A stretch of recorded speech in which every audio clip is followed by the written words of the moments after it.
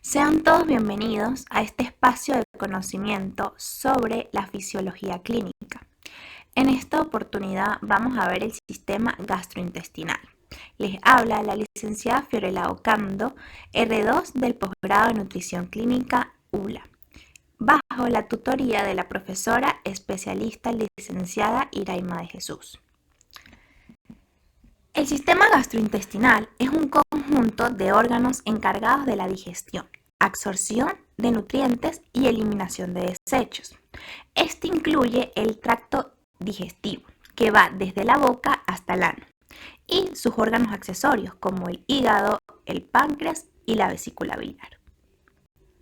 El aparato digestivo es vital porque transforma los alimentos que comemos en nutrientes que nuestro cuerpo necesita para obtener energía, crecer, reparar tejidos y que sin este proceso nuestras células no tendrían el combustible necesario para funcionar.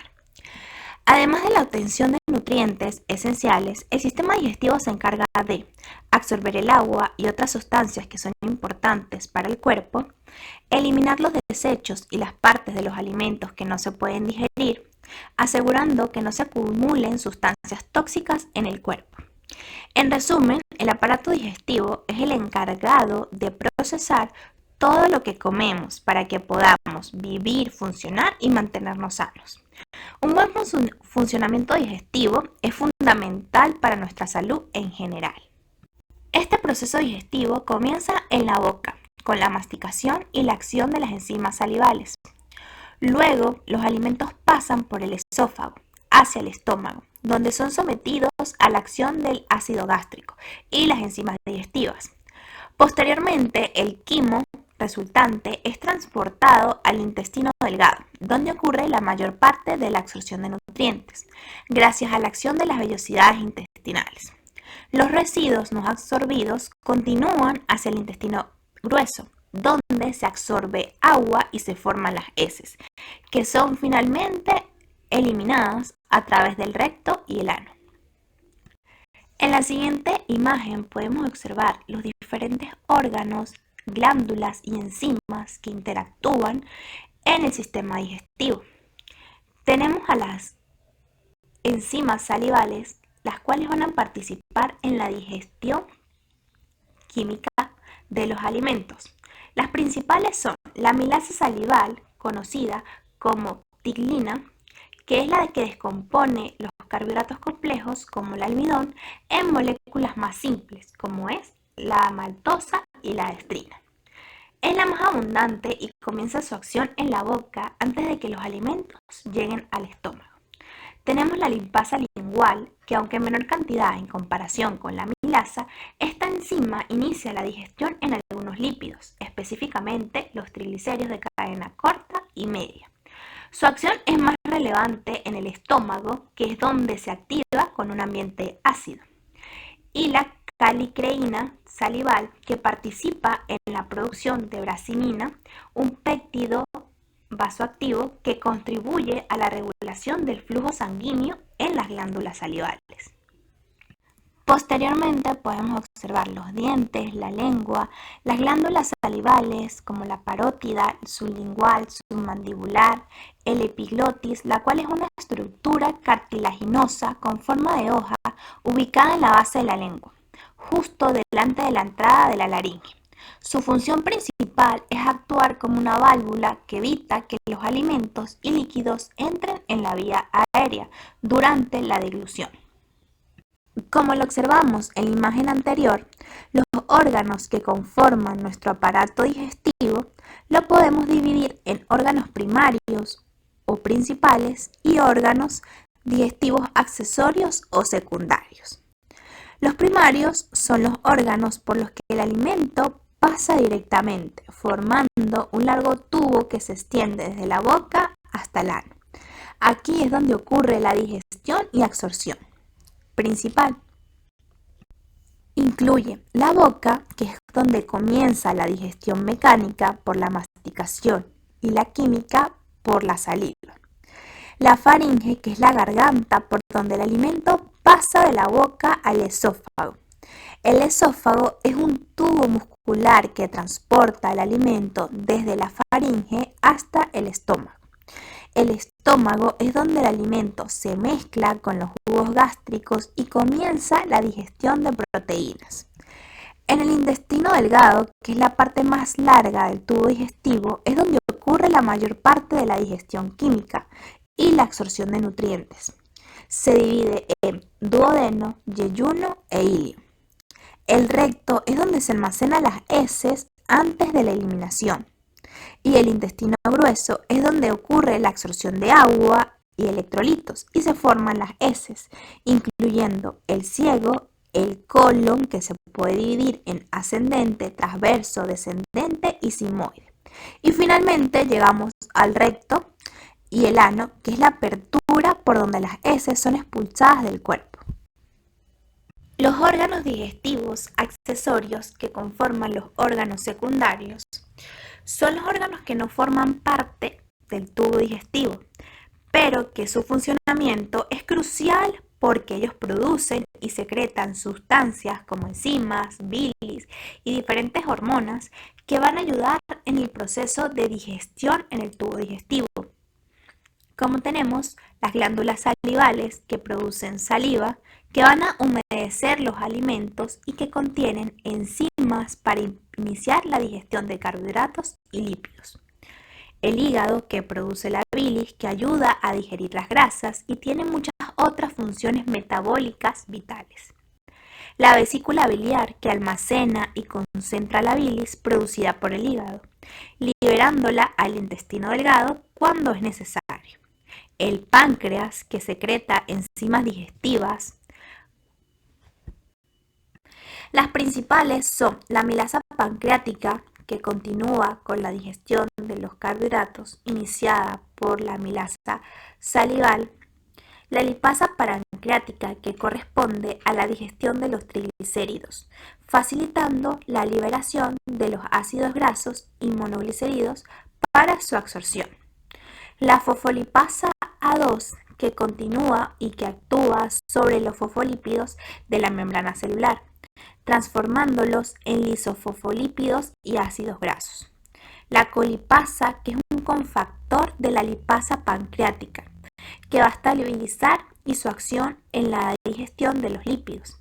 Las proteasas como la pixina, quimotripsina, elastasa y carboxipeptidasa intervienen en la degradación de las proteínas hasta obtener péptidos y aminoácidos libres. El páncreas también produce hormonas importantes como lo son la insulina y el glucagón para regular el azúcar en la sangre. Vamos a ver ahora en detalle la anatomía de cada uno de los órganos que conforman nuestro aparato digestivo. Nuestro tubo digestivo lo comprendemos como el tracto gastrointestinal.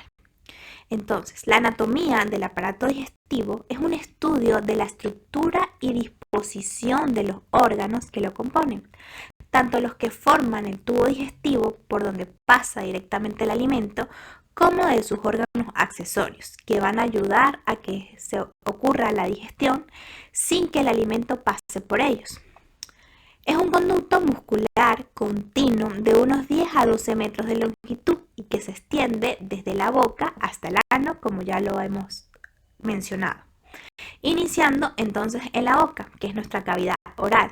Él está compuesto por dientes, que son los encargados de la masticación, donde ocurre la digestión mecánica, la lengua, que ayuda a mezclar los alimentos con la saliva y forma el bolo alimenticio, que este va a participar en la deglución y en la percepción del gusto.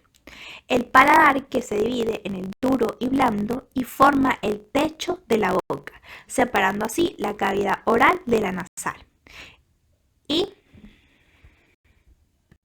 la cavidad oral también es clave en la defensa inmunitaria, ya que la saliva contiene enzimas antimicrobianas, como la lisozima, además de inmunoglobulinas y células inmunitarias.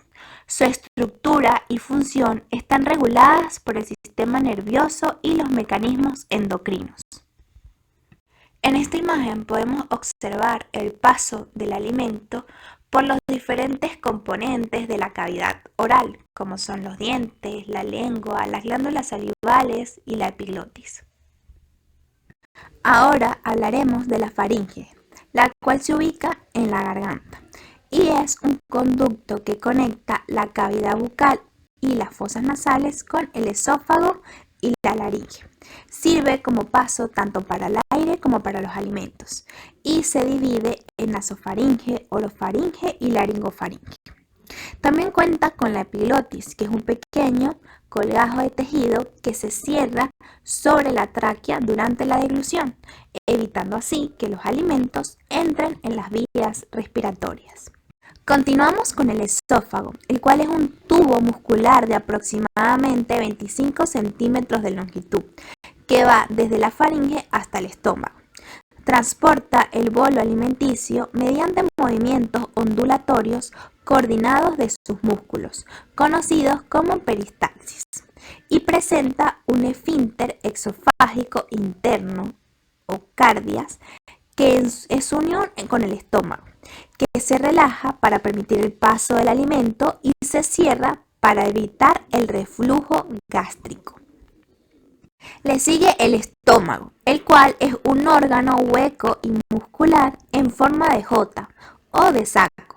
Está ubicado en la parte superior izquierda del abdomen, debajo del diafragma.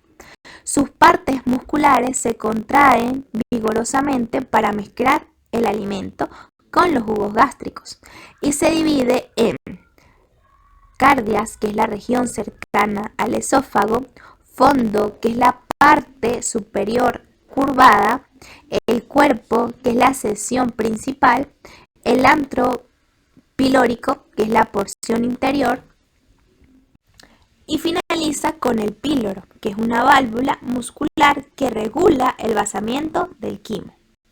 Como lo podemos observar en la imagen, que inicia con el cardias, luego le continúa el fundus, que es la parte superior del estómago, el cuerpo, el antro pilórico y el canal pilórico.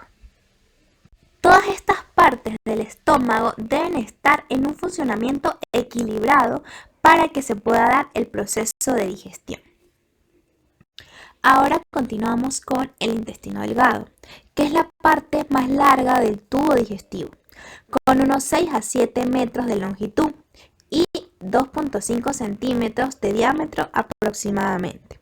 Es muy plegado y se encuentra enrollado en la cavidad abdominal. Aquí ocurre la mayor parte de la digestión química y la absorción de nutrientes, y se puede dividir en tres partes, como el duodeno, que es la primera porción, aproximadamente mide 25 centímetros, tiene una forma de C y es donde desembocan los conductos del páncreas y la vesícula biliar. Le sigue el yeyuno, el cual se encarga de la secreción media y mide 2.5 metros. El ilion, que es la parte final y la más larga de la sección, y mide unos 3.5 metros, que termina en la unión con el intestino grueso. Es la superficie interna más plegable y cubierta de vellosidades y microvellosidades que aumentan así enormemente la superficie de absorción. Intestino grueso, más corto y aproximadamente de 1.5 metros y de mayor diámetro que el intestino delgado.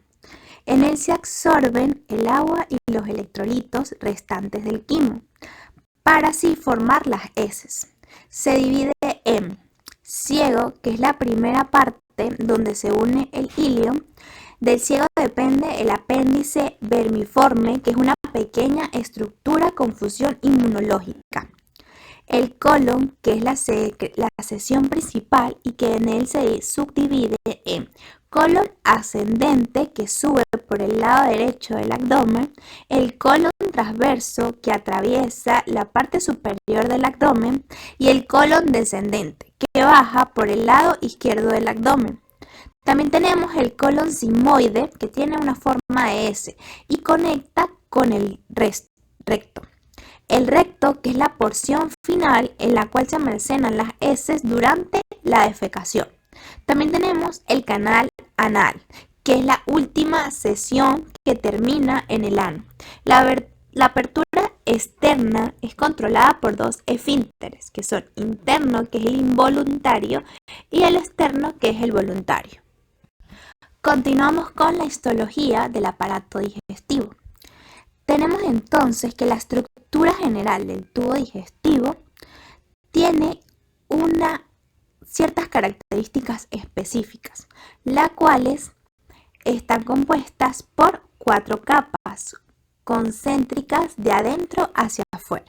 Tenemos entonces la mucosa, que es el epitelio, que puede ser escamoso, estratificado, y en él compone el esófago o el cilindro simple, que es el estómago e intestinos. También tiene una lámina propia, que es un tejido cognitivo laxo con vasos sanguíneos, linfáticos y células inmunitarias. También tenemos la muscular de la mucosa, que es la capa delgada del músculo liso. Luego la submucosa, que es un tejido cognitivo más denso, que también contiene vasos grandes, linfáticos y el plexo musculoso de Meissner, que es los nervios y los ganglios autónomos. La muscular externa, que son 2 capas de músculo liso, interna circular, y hay una externa longitudinal, que contiene el plexo mientérico de Aubers entre ambas capas, que es la serosa o la adventicia. Y la serosa, que es cuando está cubierta por peritoneo, que es un epitelio plano simple. Y la adventicia, que es cuando está pegada a otras estructuras sin peritoneo, que es el exófago, por ejemplo. Continuamos con el esófago. Como lo podemos observar en la imagen, es un epitelio escamoso, estratificado, no queratinizado, que contiene glándulas submucosas y es la musculatura mixta, es esquelética arriba y lisa abajo. El estómago, el cual es un epitelio cilíndrico simple con células secretoras de moco. También tienen glándulas gástricas en la mucosa como células parietales. Células principales como el pexinógeno, células de la mucosa y endocrinas. También tenemos una estructura muscular externa con 3 capas, que es oblicua, circular y longitudinal. El intestino delgado, el cual está conformado por un epitelio cilíndrico simple con microvellosidades, que se asemejan al borde de un cepillo. Estas vellosidades y criptas son reconocidas como Lieberkühn. También posee células enterocíticas, caliciformes como el moco, de Paneth como antibacterianas, enteroendocrinas. Y la submucosa del duodeno tiene glándulas de Brunner. El intestino grueso se diferencia del intestino delgado porque este no posee microvellosidades, solo cuenta con criptas profundas. Este posee células más caliciformes y su estructura muscular externa con tenias del colon. El hígado está compuesto por lobulillos hepáticos formados por hepatocitos, sinusoides hepáticos con células de Kupffer, que son las conocidas como macrófagos. Tiene un espacio porta en el cual está constituido por la vena porta, la arteria hepática y el conducto biliar. El páncreas, el cual es una glándula mixta que tiene una función exocrina y endocrina. En su función exocrina son los acinos pancreáticos, que son las enzimas digestivas, y los endocrinas, que son los islotes de Langerhans, que es la producción de insulina y glucagón. En el siguiente esquema de la pared del tubo digestivo podemos observar el lumen, el epitelio, la lámina propia, la muscularis mucosa, que en todos estos forman la estructura de la mucosa.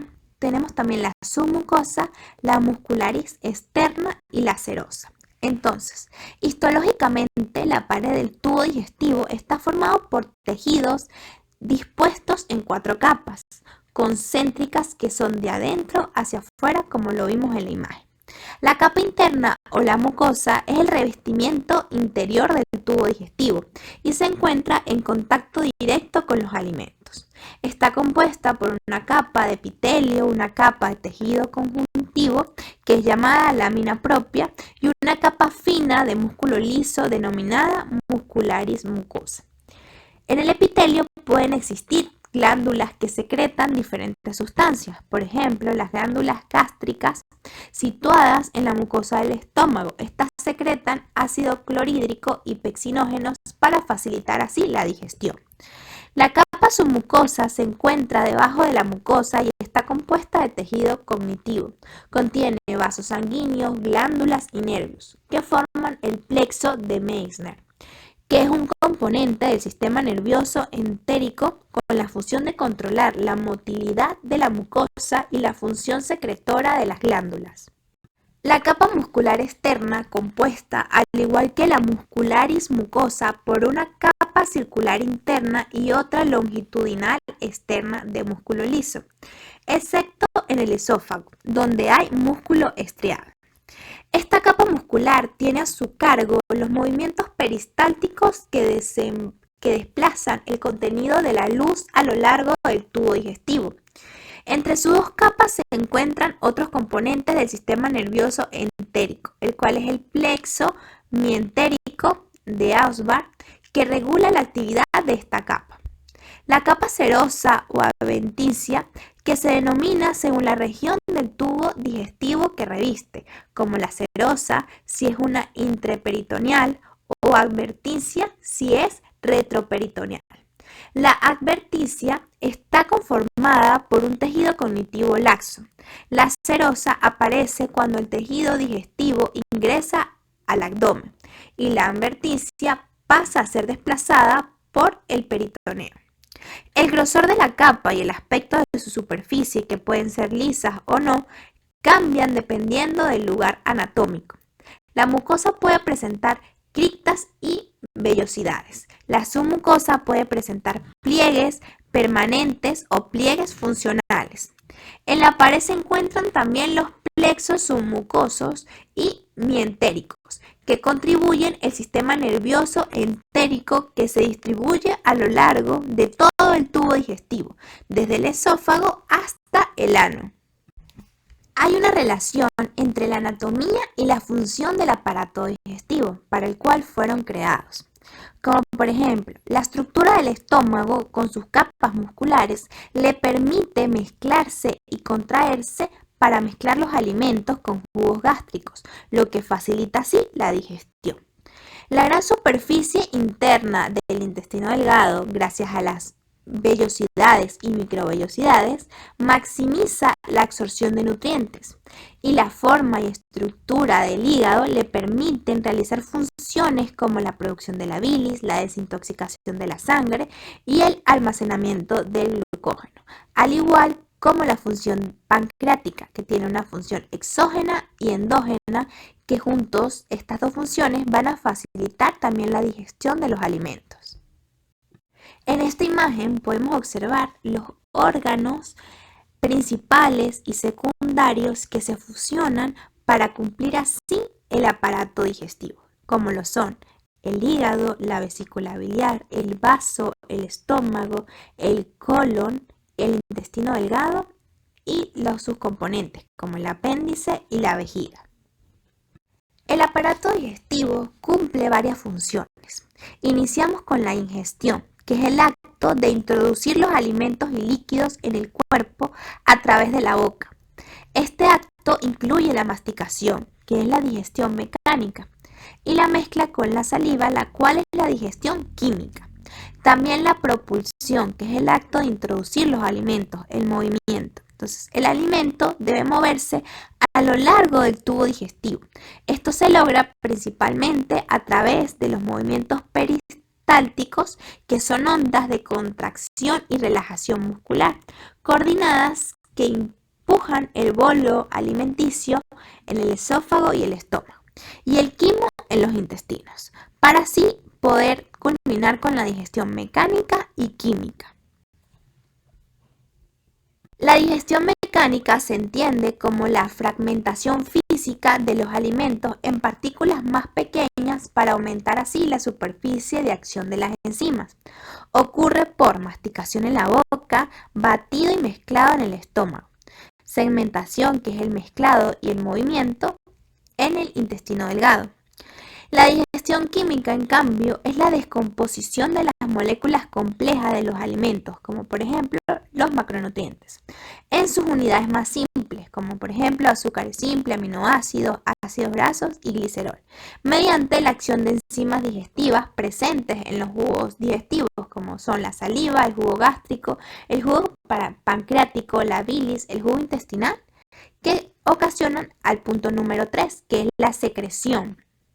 La secreción de los órganos digestivos y las glándulas accesorios que producen y liberan una variedad de sustancias que son esenciales para la digestión, incluyendo agua para humedecer y lubricar, ácidos como el ácido clorhídrico en el estómago, sales como las sales biliares del hígado, enzimas como las sustancias que catalizan las reacciones químicas de la digestión, moco para proteger y lubricar las paredes del tubo digestivo y absorción, que es el paso de los nutrientes digeridos ya en sus formas simples en el agua y los electrolitos desde el lumen del tubo digestivo hacia el torrente sanguíneo o linfático para ser distribuidos a todas las células del cuerpo.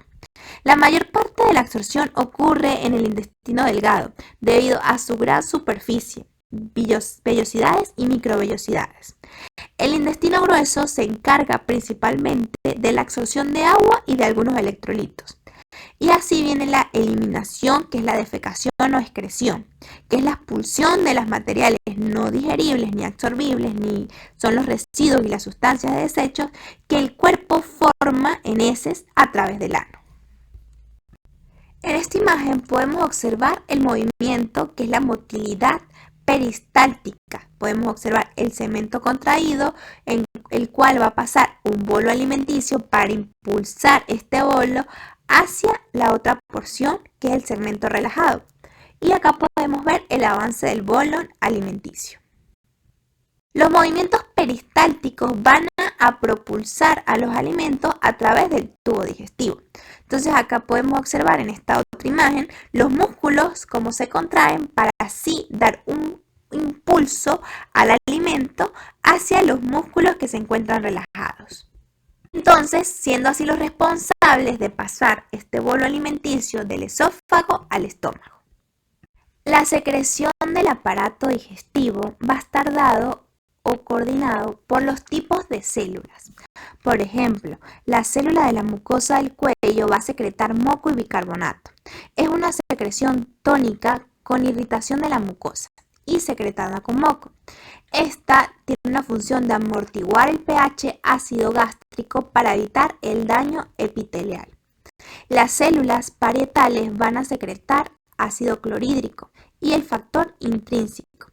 Entonces, esta secreción de acetilcolina, gastrina e histamina, que va a activar a los pexinógenos eliminando a las bacterias. Forma complejos con la vitamina B12 para permitir su absorción. Las células endocrinas van a secretar histaminas, las cuales son acetilcolina y gastrina, las cuales van a estimular la secreción ácida gástrica.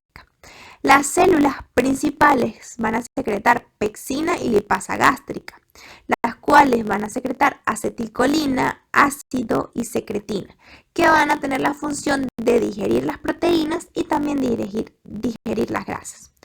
Las células D van a secretar somastostatinas, que van a secretar el ácido en el estómago y ellas van a tener la función de inhibir la secreción ácida gástrica.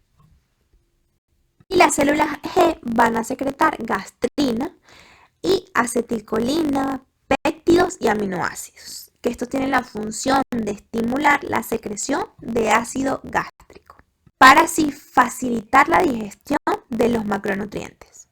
En esta imagen podemos ver los procesos de la digestión y los órganos implicados en cada uno de los procesos de digestión de los macronutrientes, de los minerales, las vitaminas, del agua, de las enzimas y de la absorción.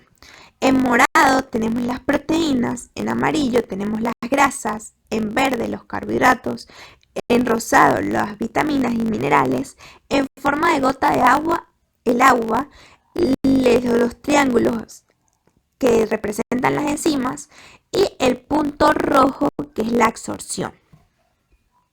En esta imagen podemos observar la función de absorción de nuestro aparato digestivo y cada uno de los órganos que componen el aparato digestivo que están implicados en la absorción de la glucosa, de los aminoácidos, de los lípidos, de los minerales y las vitaminas.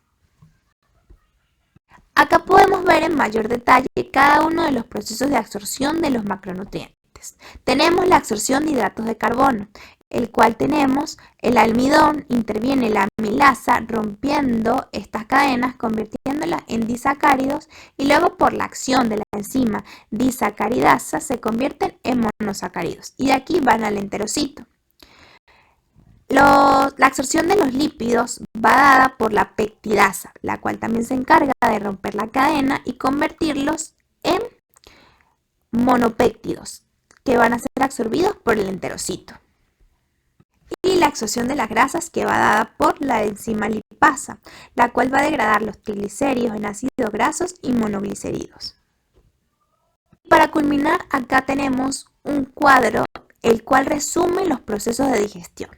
El órgano implicado, el movimiento, los jugos digestivos que son añadidos, las partículas de alimentos que descomponen químicamente. Por ejemplo, órgano.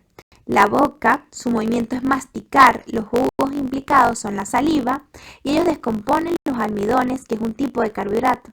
El exófago, que es el movimiento es la peristalsis, no hay ningún jugo implicado y tampoco digiere ninguna partícula. El estómago, el cual es un músculo superior que se relaja para permitir así la entrada de los alimentos, y el músculo inferior que mezcla los alimentos con el jugo digestivo. Los jugos digestivos que son añadidos son el ácido estomacal y las enzimas digestivas, y las partículas que se digieren acá son las proteínas. En el intestino delgado también es la peristalsis y los jugos implicados son los jugos digestivos del intestino delgado. Y ellos se encargan de degradar las harinas, las proteínas y los carbohidratos. El páncreas, que no tiene ningún movimiento, pero que sí secreta un jugo pancreático, el cual va a ayudar a digerir los carbohidratos, las grasas y las proteínas. El hígado tampoco tiene ningún movimiento, pero él va a secretar la bilis y con esto ayudar a digerir las grasas. El intestino grueso tiene la peristalsis, ningún jugo añadido, pero él va a ayudar con las bacterias, junto con las bacterias del intestino grueso, que también van a descomponer químicamente a los alimentos. De esta manera finalizamos con este bloque de conocimiento sobre nuestro aparato digestivo. Los esperamos en una próxima oportunidad. Muchas gracias por su atención.